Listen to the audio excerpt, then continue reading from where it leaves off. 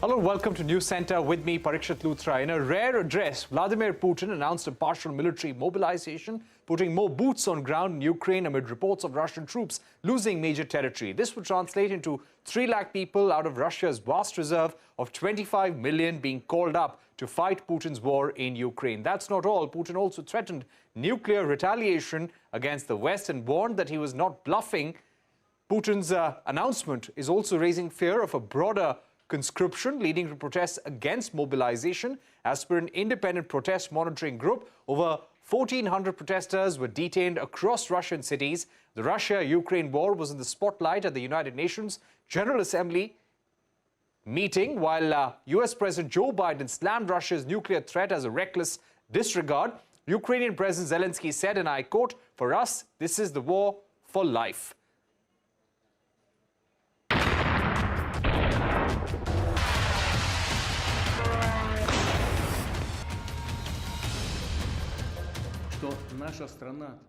I want to remind you that our country also has various means of destruction, and for separate components, and more modern than those of NATO countries. And when the territorial integrity of our country is threatened, to protect Russia and our people, we will certainly use all the means at our disposal. This is not a bluff. Mr. Volodymyr Zelensky, for trying to steal our territory. You cannot seize a nation's territory by force.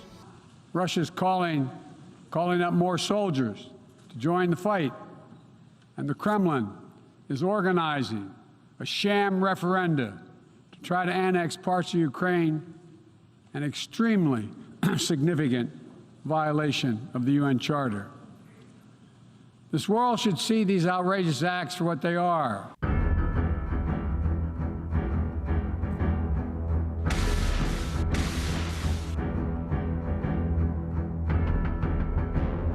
We cannot agree to a delayed war because it will be even hotter than the war now. For us, this is a war for life. All right, let's go across to Ambassador Vishnu Prakash, former diplomat, and also Fred Weir, a special correspondent at the Christian Science Monitor, joining us from Moscow. Ambassador Prakash, how do you see this latest address by President Putin ordering partial mobilization, calling up almost 300,000 reservists? Parikshit, greetings. This is a very dangerous and critical stage that the conflict has gotten into. Calling up the reservists is an ominous development, something that one was hoping not to see. If one looks at it, it's the tacit admission by Putin that they have faced a huge setback at the battlefield. And you're absolutely right, it is not Russia's war, it has become Putin's war. 7 months, very little has gone right for Russia. And it is not just a huge setback for military setback, but a huge blow to the standing of Russia. Russia is a depleted power. And also what is noteworthy is that a former superpower has gotten humbled in its own backyard. So something has gone seriously wrong, whether it is a miscalculation, whether it is a faulty intelligence, whether it's poor leadership. But the problem is that Putin believes that he's like a czar, and he's now a wounded tiger, an angry tiger. And how will we act in future if he's going down? I will take his threats seriously because he is capable of causing damage. He may not go down alone, but this is the time where cooler head should prevail, because what is happening is everybody is talking peace but waging war. Everybody's side is saying that they want to discuss it on the negotiating table, but trading insults and name calling. This is actually the time to sit back and sit down on the negotiating table and hammer out a solution, because otherwise we are heading towards a major crisis, likes of which the world has rarely seen earlier. Right, so you're saying that Putin calling up reservists is an ominous sign, and we need to sit across the table and come up with a solution. Fred, if I can come to you, what is your sense after hearing President Putin's speech. Is the Russian president, going to escalate the offensive even further? Definitely. I think the point of this is, first of all, to stabilize the lines that they have, and to not allow Ukrainian counteroffensives, such as the one in Kharkov a couple of weeks ago, to succeed. And the Russian calculation, I think they're going past the point of no return with these referendums and so on. They're going to declare that front line now is the state border of Russia. And that's a radical new thing, and suggests that there will be no backing off. And then they're going to bring up reserves, this 300,000, as I think you pointed out.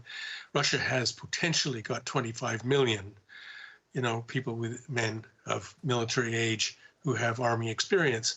So 300,000 isn't that many, but these are people with vital military skills, combat experience, and they're clearly going to be thrown in, if not before winter, then perhaps in January, when the ground is frozen and the time for offensives is good in this part of the world.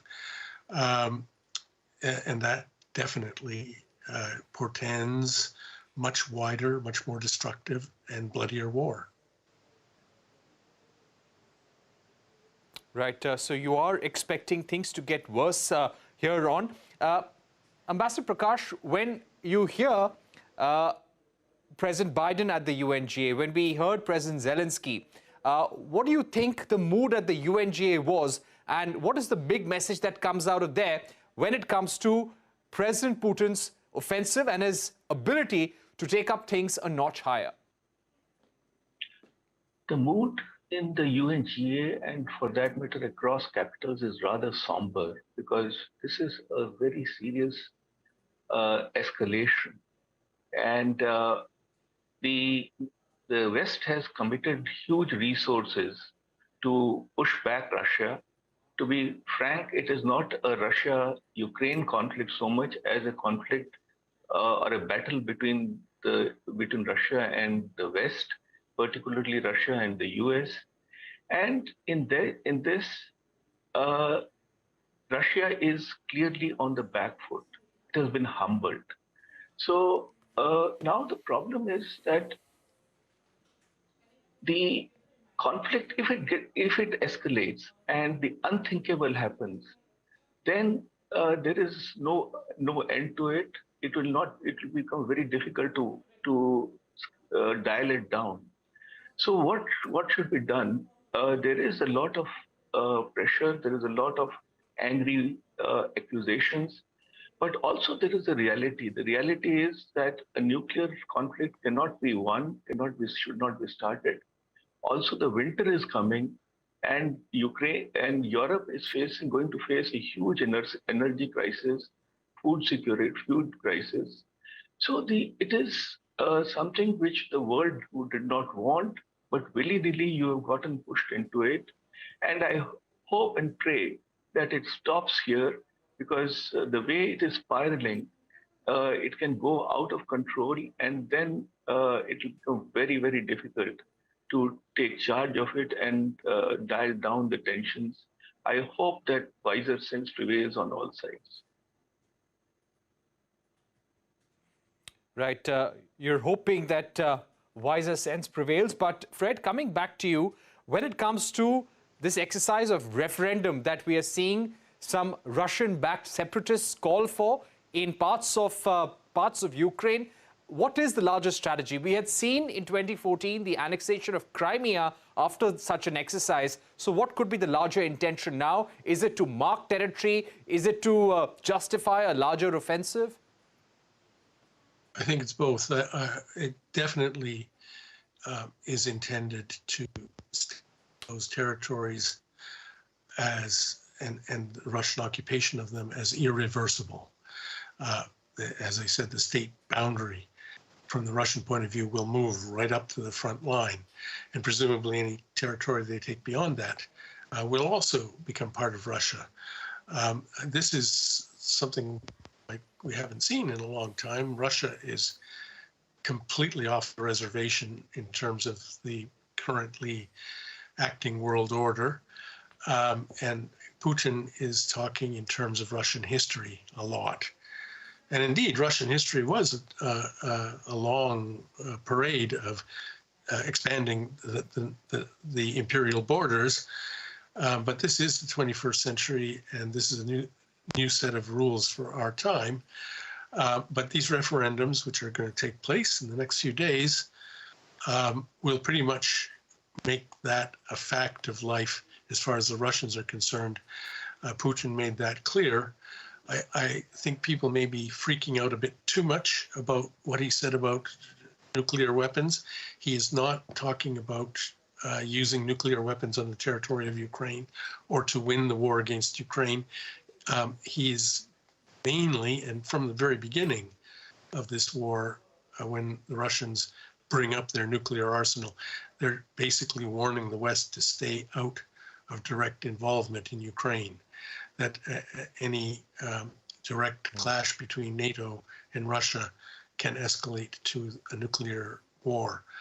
But that's dangerous enough. It's really, I mean, in response to that fairly minor setback in Kharkov a couple of weeks ago, yes, they lost a lot of territory, but they lost almost nothing in terms of military capabilities. They got their forces out, reestablished a front line, but the psychological impact of that in the world and in Russia itself has brought this on. And now I'm afraid we're going into a much, much more desperate situation. Right. Ambassador Vishnu Prakash, my final question to you in order to sum up this discussion. What kind of a diplomatic solution can work in a situation like this?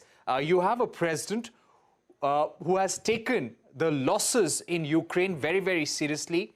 He wants to check any sort of anti-Russia sentiment or anger against the Russian presidency because of this war as well. He's calling up reservists to further justify his offensive. In such a situation, how do you come out with a diplomatic solution?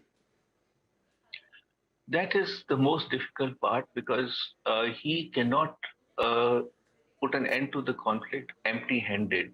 He has something to show, because the nation has lost lots of men, material. The sanctions on Russia will not go away in a hurry. Russia has lost standing. It's a depleted power for what?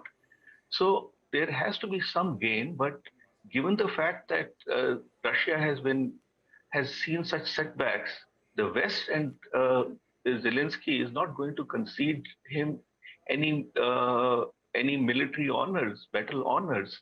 So that therein lies the crunch, because the West is seen that it's possible to beat back Russia. So for Putin, it's now a question of political survival. And